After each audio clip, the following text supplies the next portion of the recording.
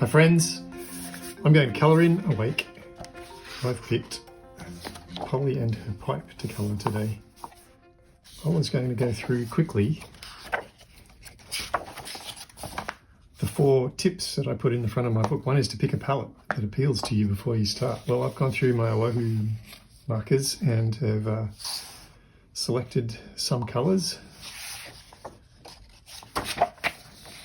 I'll go with these yellows for his beak and feet, maybe his wings. I'm just going to play it. These 2 browns for the pipe and the branch. I've got this green. I think you have a green head, maybe green wings, and the reds and pinks for his body and belly. And I've got a warm grey to do some shadowing. So that's my palette. Got my pens ready. That's the step 2 is to pick a light source. Now what I mean by that is imagine that the light's coming from somewhere. I like this beak and this beautiful curve here, so I'm going to put the light source probably up here, so the light's shining down here, so my highlights will be here and my shadows will be on this side. That's pretty much what I mean by picking the light source. Experiment. Well, that's what I'm sort of doing here, experimenting and enjoy. Well, let's do that. I'm not going to start with the beak. I'm going to warm up first and get into it with something that's, I think the beak's going to be key to making this illustration work. So going to start maybe with the branch. And I'm going to pull my palette out so that I've got it to hand.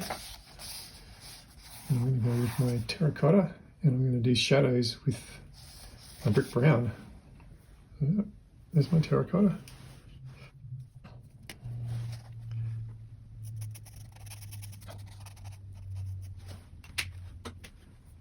Remembering that my light source is coming here, so my shadows are going to be down here. I like to mix these markers when they're still wet, because then the blending sort of occurs naturally.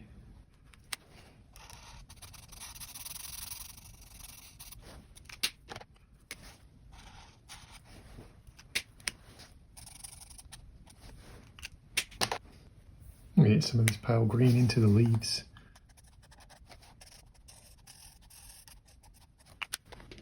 Get some vivid into the undersides of these leaves.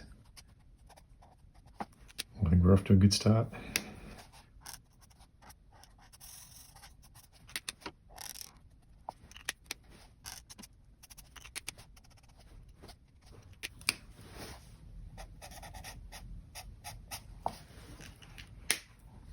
I'm going to choose my coral haze. I think I'm going to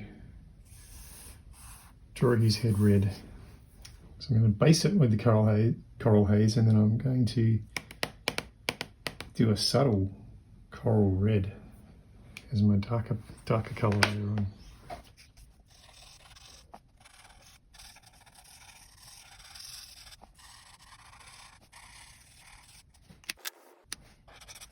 No, I think that's dark enough.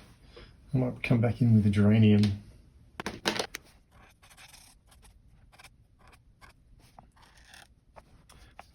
I'm going to continue that darker red for these under feathers. Let's continue with our red. I'll bring some red into these wingers.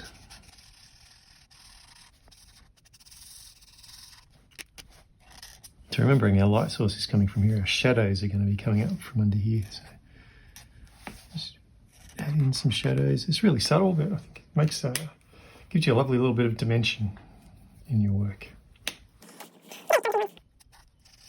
And the trick with the markers is to keep going. If you stop and the markers, the alcohol has time to dry, and then when you start again, you'll get a stripe. So the key is just to keep going until you've filled in the whole space. Excellent. I'm really happy with those reds. Now I'm going to get into the greens. Once again, I'm going to start with the lightest colour, the pale green, which is from my palette over here. So that's lighter, and then I'm going to come back in with maybe some grass green. See how that goes. If that's too light, I might come back in with some vivid green to give it some more dimension. I'm going to do green this body.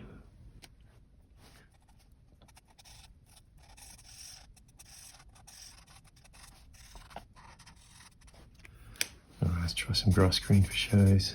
Oh, not quite as dark as I would hope. Sort of nice. Let's go to 3 blend.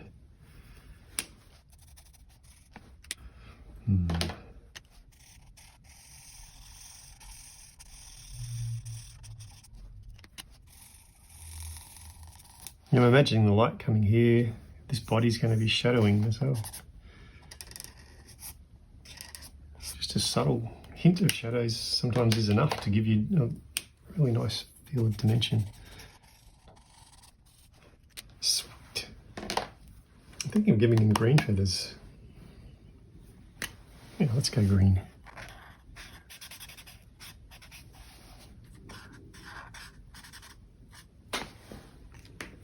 And we'll go directly to the vivid green for some shadowing on that. Alright, now I'm going to use my Canaria yellow, the lightest of my yellow shades. I'm going to work back into my darker tones when I get into the shadows. I might start down here, just see what it looks like. Actually, let's start on his feet. Yeah, that's sort of cool. Base it on this. And work back in with our lemon yellow. Get some dimensions. Let's go even darker with some mellow yellow, melon yellow.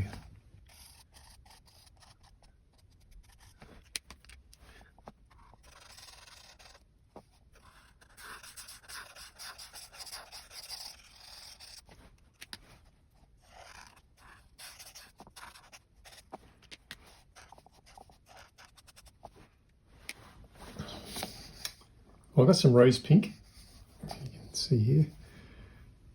And I was thinking of doing his eyelid and his beak in that pink.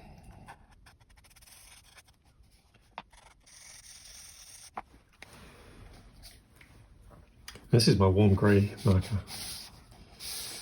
And this is 170, but I've gone lighter, which is the 150. Sometimes it's fun to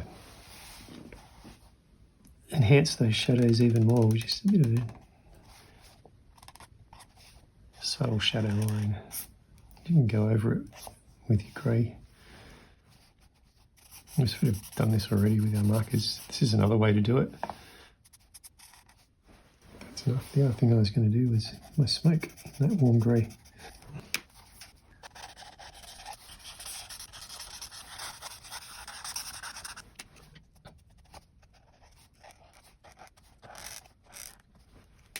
Now all that is left is that little tummy.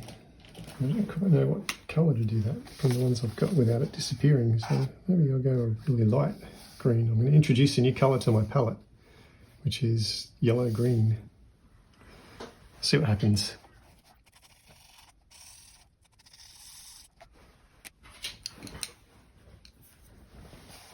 Now let's bring some pencils in over the top, just for fun. Ourselves a white highlight, maybe some flecks in our wings.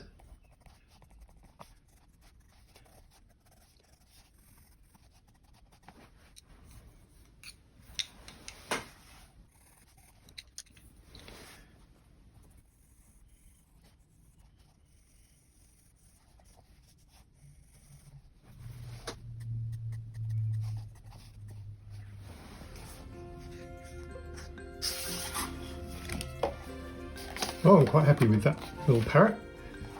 Polyenter pipe. Which reminds me of a toffee apple. A whole lot of fun. A little bit of subtle shading and highlighting. Instead of the white pencil, you could use some Posca, white Posca. Really make those highlights pop. That's a fun thing to do. There she is, Polly, from my book Awake. I hope you enjoyed colouring. I shall see you on the next video. All the best, guys.